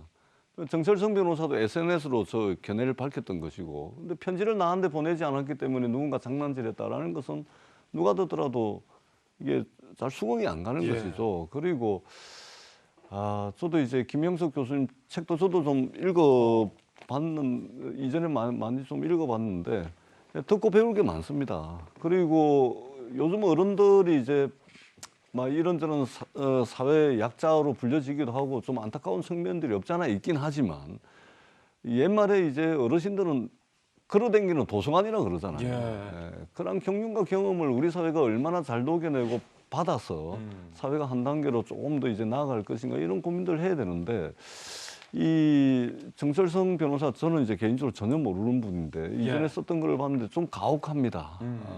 정철승 변호사도 나이 먹고 늙게 돼 있고 저도 나이 먹고 늙게 돼 있는 거예요. 그렇기 때문에 좀 이제 너무 단정적이고 너무 가혹하고 또는 이게 좀 이렇게 좀 뭐 좀 더 나아가자면 좀 야만적이라고 할 수 있는 단어를 선택해서 이게 공론의 장이지 않습니까? 이런 것들은 좀 우리가 좀 공론의 장에서는 좀 하지 말았으면 좋겠다라는 이제 생각이 들고 설사 저 편지가 이제 가짜 편지라 하더라도 저는 읽으면서 좀 가슴에 와닿는 부분들이 많았습니다. 38 딸아지의 인생은 아느냐. 우리 부모 그 따님이 그 편지에 그 38 딸아지 말씀을 하셨거든요. 우리 부모들이 힘들고 어렵게 살았던 그 정서를 상당히 많이 대변을 하더라고요. 그런 측면에서 이제 조금 더 좀 가혹한 이런 언사들은 공론의 장에서는 좀 하지 않았으면 좋겠다 이런 생각을 했습니다. 자, 민주당의 또 중진 전재수 의원님의 묵직한 돌직구 발언 들어봤습니다. 대한 노인회에서 입장을 냈다고 그래요. 김광삼 변호사님, 대한 노인회의 성명서인데 정철수 변호사, 김 교수와 850만 시니어에게 즉각 공개 사과하고 패륜적 언사를 되풀이하지 않겠다는 입장을 분명히 밝히라. 그 정철승 변호사의 얘기는 딱 표현이 한마디로 하면 패륜적인 언사 맞아요. 그러니까 패륜적 언사죠. 근데 이 사실 우리가 이제 제일 우리가 구제불능인 사람은 자기가 잘못을 저지르고도 이걸 깨닫지 못하는 사람은 저는 가장 그러니까 자기가 잘못 저지르고 그걸 지적하는 거에 대해서 부끄러울 줄 알아야 하는데 부끄러울 줄 모르는 사람이 제가 볼 때는 가장 잘못된 사람이다 이렇게 봐요. 근데 제가 볼 때는 정철승 변호사가 이제까지 처음에 글 썼죠. 다음에 김 교수의 따님이 글 썼죠. 근데 거기에 대해 또 반박을 했지 않습니까? 중상모략이다고. 어느 누가 말해도 아마 듣지 않을 사람이고 본인의 어떤 잘못을 깨달지 않을 사람이다. 근데 딱 저 사람이 잘못을 깨닫고 꾸짖을 사람이 딱 있어요. 지금 70세, 80세는 뭐 곡기를 끊고 뭐 그만 살아야 한다는 취지로 얘기했잖아요. 정철승 변호사의 부모님이나 조부모님께서 불러다 이 얘기를 해야 해요. 내가 지금 몇 살이냐? 그러면서 따끔하게 혼을 내주면 그때 들을지 모르겠어요. 뭐 물론 안 들을 수도 있겠죠. 뭐 부모의 말을 또 안 들을 수도 있겠지만 일단 뭐 지금은 엄청나게 우리가 수명도 연장이 되고 오히려 뭐 70세도 청년이라는 얘기를 많이 하잖아요. 예. 근데 그런 어떤 아주 오래된 잘못된 인식을 가지고 있지 않나 싶습니다. 자, 김광삼 변호사의 개인적 견해까지 들어봤습니다. 두 번째 핫쌈, 강윤성이 이 난동까지 부렸다고 합니다. 함께 보시죠. 오늘 검찰에 구속 송치되고 강도살인, 살인 예비 등 6개 혐의가 적용이 됐다고 해요. 그제 유치장 수감 중 경찰에 모포를 바꿔달라고 요구하고 유치장 문 열고 밀치고 욕설, 난동. 수사에 굉장히 비협조적인 태도라고 합니다. 조금 전 강윤성이 언론사 카메라에 포착됐습니다. 살펴보시죠.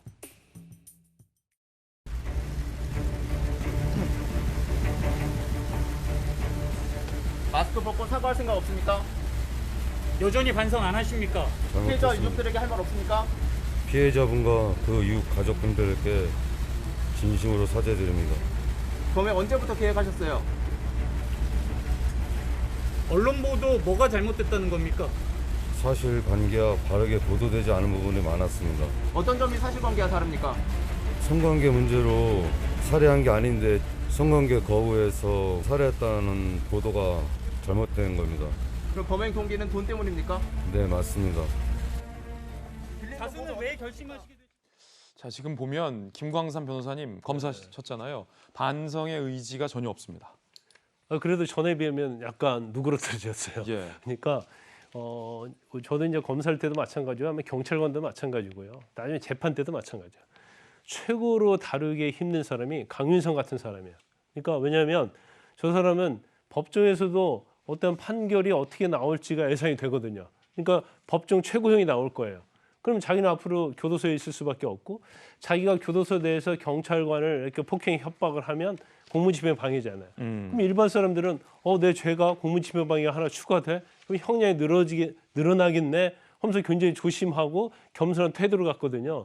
그런데 본인은 이제 막갑한 거예요. 나는 어떻게 해서든지 앞으로 평생 교도소에 있을 확률이 크기 때문에 자기 자신은 뭐 수사관이랄지 아니면 뭐 법정에 가면 재판서도 굉장히 불순한 태도를 보일 가능성이 커요. 법원 재판장한테랄지 아니면 교도소에 들어가도 교도한테 잘 보일 필요가 없는 거예요. 나는 내 마음대로 살겠다는 취지죠. 그리고 전에도 보면 말이죠. 저런 스타일의 사람들이 교도소에 들어가면 교도관을 상대로 고소 고발을 엄청나게 많이 합니다. 그래서 굉장히 많이 피곤하게 만들어서 참 잘 다뤄야 합니다. 자, 그런가 하면 전자발찌를 끊고 도주한 마창진이 검거됐다는 소식도 준비되어 있습니다. 다행입니다. 경찰이 검거를 잘했고 공개 수배까지 했는데 도주 16일 만에 전남 장흥의 시장 골목길에서 잡혔어요. 이야, 팔자걸음을 보고 경찰이 얼굴 확인 뒤 검거했다고 하니까 경찰이 참 잘 잡았다라고 할 수 있겠습니다. 세 번째 핫쌈인데 거두절미 영상부터 보실 텐데요. 이게 헐리우드 영화인지 아니면 국내 어느 곳인지 한번 맞춰보시기 바라겠습니다.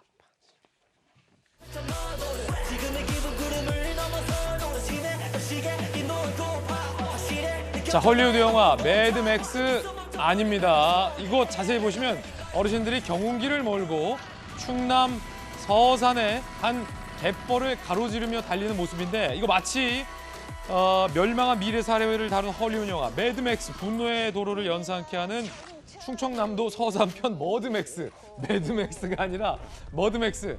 자, 어떤 게 영화 매드맥스인지 저는 구분이 안 돼요.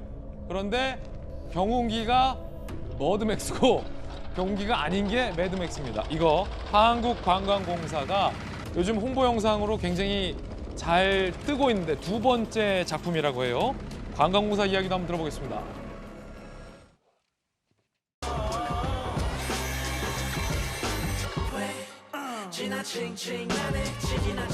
지역의 골목, 사람, 가게를 보여줌으로써 각 지역의 라이프 스타일을 힙합과 연결해서 각색을 했고요. 코로나 이후에 외국인들이 이 영상을 보고 한국에 오고 싶다, 그 거리를 가고 싶다, 지역 관광 활성에 도움을 주고자 제작을 하게 되었습니다. 자, 앞서서 이 매드맥스가 아니라 머드맥스, 갯벌에서 경운기 질주 영상을 본 누리꾼들의 반응입니다. 경운기가 이렇게 힙했나? 그러니까 요즘 멋있다라는 걸 힙하다고 하잖아요. 한국의 진짜 모습을 신선하게 담았다. 제가 어릴 적 서산에서 자랐는데 그 서산 앞바다가 이렇게 멋있는 줄 몰랐어요, 저도. 이런 게 진짜 K-힙이다. 앞으로 매드맥스 영화 보면 요 경운기 영상밖에 안 떠오를 것 같다라는 다양한 의견들이 나오고 있는 그런 상황입니다. 자, 전재수 의원님. 예. 서산 앞바다 갯벌, 우리 대한민국의 K 갯벌. 이렇게 멋있을 수 있어요. 우리 채널A의 대표 앵커이신 우리 김진 앵커께서 서산에서 자라셨다 그러는데 예. 우리나라 분들도 좀 이게 바꿔야 될 게 있습니다. 자기 가까이에 있고 자기하고 아주 익숙하고 자기가 친숙하게 생각하는 것이 세계적일 수 있다. 맞아. 예, 얼마나 소중하고 맞아요. 이걸 잘 몰라요. 지금 저렇게 만들어 놓으니까 엄청나지 않습니까? 예. 저걸 보는 외국인들 굉장한 아마 매력을 느낄 겁니다. 야, 저기가 마치 예. 지구가 멸망한 미래설 같아. 충남 서산이. 그런 그럼 느낌. 이게 대한민국이 말입니다. 저 정도입니다. 역시 대한민국이고 가장 한국적인 것이 세계적일 수 있다. 이걸 전 단적으로 보여주는 것이고, 그리고 저는 또 하나 놀란 게 이게 공기업 하면 뭔가 좀 정체돼 있고 뭔가 그러네요. 좀 관행에 젖어 있고 뭔가 좀 창의적이고 혁신적인 게 좀 안 나올 것 같고 그렇잖아요. 근데 한국관광공사가 잘했습니다. 그다음에 이전에 그 EBS 있잖아요. 뭡니까? 팽수도 있지 않습니까? 그것도 이제 공기업이거든요. 그래서 이제 이 한국관광공사나 EBS와 같은 이런 공기업들이 이런 혁신의 바람, 이것이 다른 공기업에도 좀 전이가 돼가지고 이 혁신의 바람, 창의적인 이런 것들이 좀 많이 좀 나왔으면 좋겠다. 네. 역시 대한민국이다. 이렇게 생각합니다. 자, 월급값 아깝지 않다. 뭐 이런 평가들도 나오고 있습니다. 60초 광고 후에 돌아오겠습니다. 잠시 후에 뵙죠. 오늘 저희가 준비한 소식 모두 다 전해드렸습니다. 저희들은 내일 아침 8시 50분에 더욱더 풍성하고 치열한 소식 들고 인사드리겠습니다. 오늘 하루는 분명 어제보다 나을 겁니다. 좋은 하루 되십시오. 고맙습니다.